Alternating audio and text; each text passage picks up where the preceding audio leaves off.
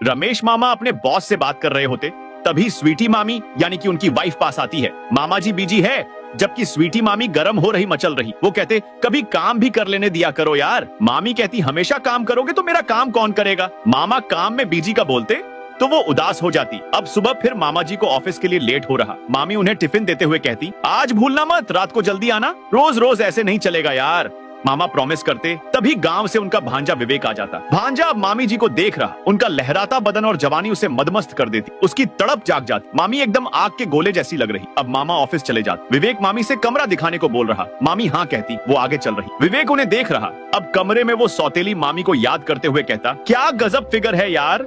तभी मामी आ जाती। वो सुन लेती तो कहती क्या मैं इतनी खूबसूरत हूँ और क्या तुम मुझे पसंद करते हो। अब वो शर्मा रहा तो मामी कहती शर्माओ मत और हाथ आगे बढ़ाती। अब विवेक रूम में आता तो सामने स्वीटी मामी जी के कपड़े पड़े होते। अब वो कपड़े उठाता। वो अपनी सौतेली मामी के बदन की खुशबू महसूस कर रहा, उसे याद कर रहा, उसका कंट्रोल खोता जा रहा। उसने कमरे में हिडन कैमरा लगा दिया है। मामी जी बाथरूम में है। वो चुपके से देखता तो सामने स्वीटी मामी जी नहा रही। उसका दिमाग फ्यूज हो जाता। वो जल्दी से अपना फोन निकालता है और चुपके से नहाती हुई स्वीटी मामी जी का वीडियो बना लेता। उसके इरादे ठीक नहीं। वो अब जल्दी से वहां से चला जाता। इधर स्वीटी नहाकर बाहर आ जाती। उसे कुछ भी नहीं पता। बाहर अपने रूम में विवेक बैठा हुआ। वो स्वीटी का वही वीडियो देख रहा। वो कहता चलो अब इसकी ले ही लूंगा, ये मना भी नहीं कर सकेगी। वो खुश हो रहा। अब वो स्वीटी के रूम में जाता, उसके बालों से खेलने लगा तो वो हैरान रह जाती। वो उसे बदतमीज कह रही, तुम्हारी हिम्मत कैसे हुई यहाँ आने की। वो उसे बाहर जाने को कहती। अब विवेक उसे कसकर पकड़ता और चुप रहने को कहता। वो उसे वही वाला वीडियो दिखाता। वो शौक रह जाती, मुंह खुला रह जाता। अब वो उसे अपनी बात मनवाने के लिए मजबूर कर रहा। परेशान स्वीटी क्या करेगी जानने के लिए पार्ट 2 लिखे। दरवाजे पर एक हॉट लड़की आई होती है। दामोदर अंकल उसे देख रहे। लड़की का मस्त फिगर देखकर अंकल पूछते आप कौन। लड़की बताती कि वो उनकी नई किराएदार है, साथ में उसकी बहन भी है। अंकल उसे देख रहे। निशा का एकदम हॉट फिगर देखकर अंकल से रहा नहीं जा रहा। दोनों बहनें अंदर आ जाती। निशा ऋतु से कहती दीदी हमें कितना अच्छा घर किराए मिल गया है। अंकल कहते आराम से रहो। और तुम क्या करती हो। ऋतु बताती मैं जॉब करती हूँ और निशा पढ़ाई करेगी तो ज्यादा घर ही रहेगी। अंकल कहते मेरी कोई भी जरूरत हो तो याद करना। वो चले जाते। दोनों बहनें नए घर को लेकर एकदम खुश है। अब रात को अंकल उनके रूम में आते। सामने निशा का टोप रखा हुआ। अंकल उसे हाथ में लेकर देख रहे। वो उसके कपड़ों को देखकर मचल रहे। निशा बेचारी अंदर नहा रही। उसकी बहन ऋतु भी घर नहीं है। बाहर से अंकल दरवाजे के छेद से उसको नहाते हुए देख रहे। निशा की मदमस्त जवानी को देखकर अंकल के मुंह में पानी आ रहा। अब निशा जैसे ही बाहर निकलने वाली होती, अंकल जल्दी से खुद को संभालते और वहां से बाहर भाग जाते। टॉवल में भीगी निशा जब बाहर आकर अपने बाल सुखा रही होती तो अंकल चुपके से उसे देखते और कहते क्या मस्त फिगर है, इसको पटाना ही पड़ेगा। उनकी नीयत ठीक नहीं। अंकल निशा अपने बाल सुखा रही होती। वो भीगी हुई है। अब वो अपना टॉप चेंज कर रही। फिर वो अपना शॉर्ट भी चेंज कर लेते। पीछे से अंकल छुपकर सब देख रहे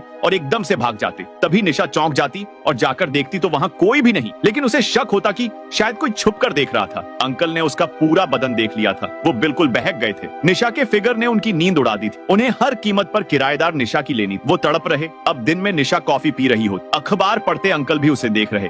वो बेचारी फोन चला रही, जबकि उसका लहराता बदन और जवानी को देखकर दामोदर अंकल बस उसकी लेने की सोच रहे। अब निशा की फ्रेंड का फोन आता। वो मूवी के लिए बोलती तो निशा कहती यार अभी तो पैसे नहीं है। तभी उसकी बहन ऋतु ऑफिस के लिए निकल रही होती। अंकल पूछते तो कहती हाँ आज ज्यादा काम है, शायद लेट हो जाऊंगी। निशा दीदी से मूवी के लिए पैसे मांगती तो ऋतु साफ साफ मना कर देती कि अभी किराया देना है। निशा उदास हो जाती। तभी उसे आइडिया आता कि क्यों ना अंकल से पैसे ले लिए जाए। अंकल रूम में उसी के ख्यालों में खोए हुए होते। तभी निशा मकान मालिक से कहती अंकल मेरा मन नहीं लग रहा था इसलिए आ गई। वो कहते मेरा भी नहीं लग रहा था। निशा उनका हाथ उठाकर अपने पैर पर रख देती। अंकल शॉक्ड हो जाते। निशा उन्हें देख रही। अंकल कंफ्यूज्ड है। निशा को तो बस पैसे चाहिए। वो कहती देखो ना मेरा शरीर कितना गर्म है। अंकल हाथ लगाते कहते बुखार तो नहीं है। अब वो निशा से खेलने लग जाते। उन्हें कुछ समझ नहीं आ रहा। वो तड़प रहे। वो उसके हाथ पकड़ रहे। सच कहो तो वो जवानी के उस फूल को एकदम मसल कर रख देना चाहते। निशा भी उन्हें कुछ नहीं कह रही। अब जैसे ही अंकल आगे बढ़ते तो निशा रोकते हुए कहती इतनी आसानी से नहीं दूंगी, आपको इसकी कीमत देनी पड़ेगी, बाकी मजा नहीं मिलेगा। अंकल कहते मेरी जान जो कहोगी वो करूंगा यार, बस दे दो मत तड़पाओ। वो कहती हर महीने का किराया माफ करना होगा। वो मान जाते और निशा को कसकर पकड़ लेते, उससे खेलना शुरू कर देते। निशा भी मान जाती। अंकल की लॉटरी लग जाती। अब रात को उसकी बहन ऋतु घर पर उसका वेट कर रही, क्योंकि वो अंकल से पैसे लेकर शॉपिंग गई थी। तभी निशा आ जाती। ऋतु पूछती तो वो कहती मूवी देखने गई थी। दीदी कहती पैसे कहाँ से लाई, तो वो झूठ बोल देती कि दोस्त से लिए। अब वो पढ़ाई का कहकर अंदर रूम में चली जाती। ऋतु को शक हो रहा, वो अब क्या करेगी, क्या झूठ। निशा पढ़ाई कर रही होती तो अंकल उसे बुला रहे। वो कहती यहाँ क्या कर रहे। दीदी उठ जाएगी। अंकल कहते जल्दी से मेरे कमरे में आ जाना। वो हाँ कहती तो अंकल चले जाते। अब वो दिमाग लगा रही और देखती तो उसकी दीदी गहरी नींद में सो रही। वो खुश हो जाती